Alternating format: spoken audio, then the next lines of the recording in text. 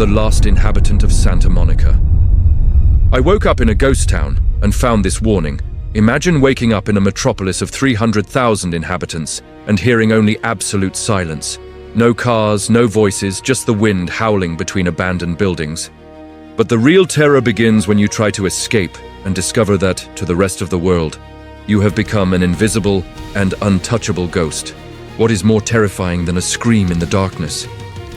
It is the absolute silence where once the hearts of 300,000 souls beat. For Elias, the sound of absence became a deafening roar, the prelude to a sadistic game where he was not the player, but the solitary piece on an abandoned board, awaiting the return of the hunters. That day began with an unsettling silence. Elias awoke not to the shrill alarm, but to a heavy stillness that seemed to press against the walls of his apartment. The power was out. A glance out the window confirmed the first knot of dread in his stomach.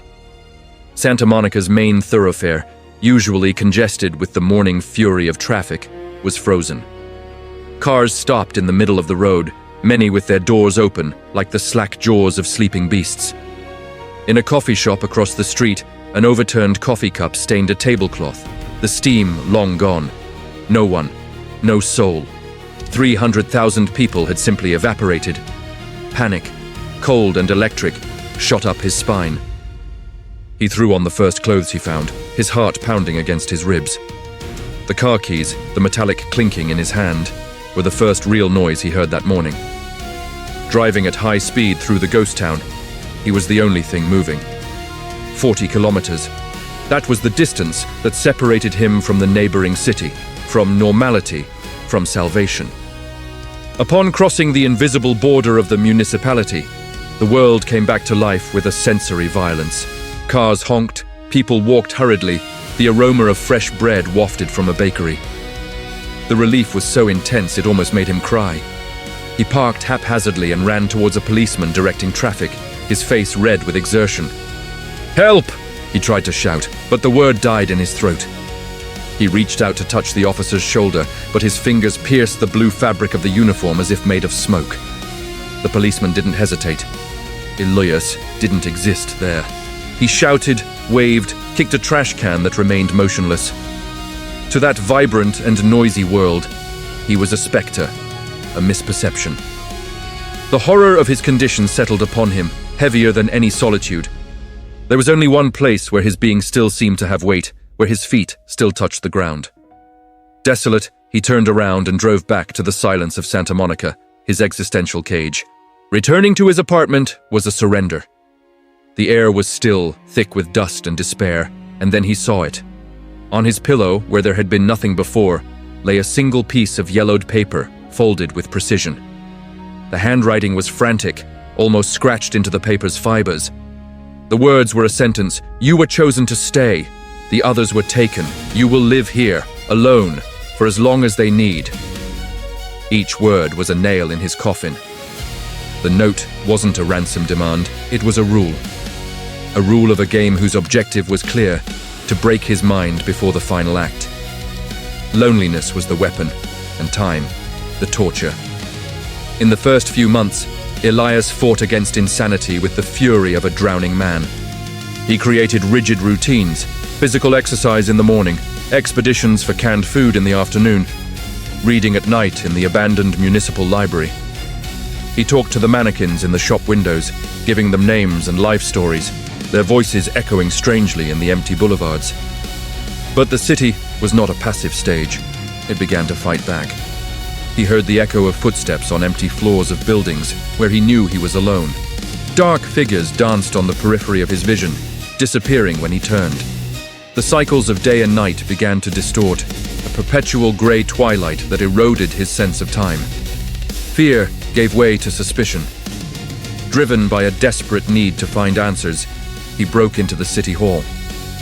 In a dusty archive in the basement, he found what he was looking for: old records, fragile to the touch, that spoke of a cyclical event every 50 years. They called it the Harvest. The documentation described how a city was emptied and a single guardian was left behind, a sacrifice to prepare the ground for the hunt. He was not the first. The revelation was the turning point. The madness that had been lurking within him was no longer an enemy to be feared, but a tool to be sharpened. Sanity was a luxury he could no longer afford. His mind had transformed. Fear had given way to a cold, calculating fury.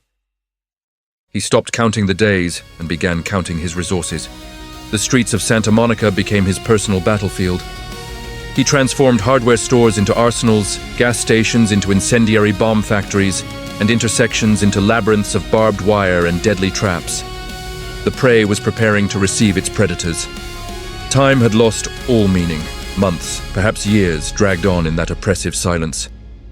Elias no longer recognized himself in the dusty reflection of the shop windows. A thick beard covered a face hardened by isolation, and his eyes held a wild, feverish gleam. He no longer remembered the sound of his own voice, only the incessant monologue in his head, planning, anticipating. The change came on a moonless night. A dry storm began to form, but the lightning that cut across the sky was not white, but a sickly violet, pulsing like a cosmic heart. And then, the sound returned. Not the familiar sound of traffic or voices, but something far more sinister. The sound of thousands, perhaps hundreds of thousands of footsteps, marching in perfect cadence, returning to the reality they had abandoned. The city lights flickered and came on, unsteady, bathing the streets in a strobe-like, ghostly light. From atop an office building, his lookout nest, Elias watched. Human figures began to appear, flickering like images from a poorly tuned television. They were his neighbors, his colleagues, the faces he knew, but they were wrong. Their movements were spasmodic, uncoordinated like puppets with tangled strings. And their eyes were empty wells, black and soulless. In a moment that froze time, all 300,000 figures stopped. In absolute unison, they tilted their heads back and looked up, directly at the exact spot where Elias was hiding. The game had begun. A slow, cracked smile spread across Elias's face, a spasm of madness and acceptance. The note had foretold his madness, but not its purpose. He was no longer the terrified victim of that first day. He was the guardian. He was the monster they themselves had created to hunt them.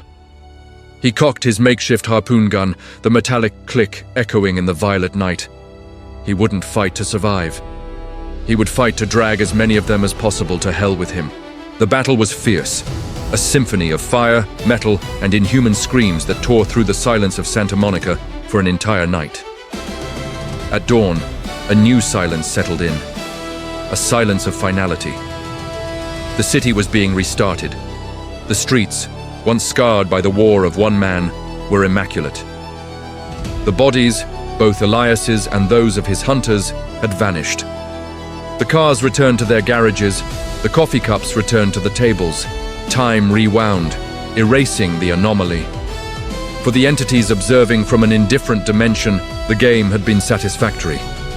The Guardian this time had been exceptionally fun. The harvest had been a success, and the board was ready for the next cycle. Almost 50 years later, a new family moved into the apartment that once belonged to Elias. While unpacking her things, a 7-year-old girl found something hidden at the back of a closet.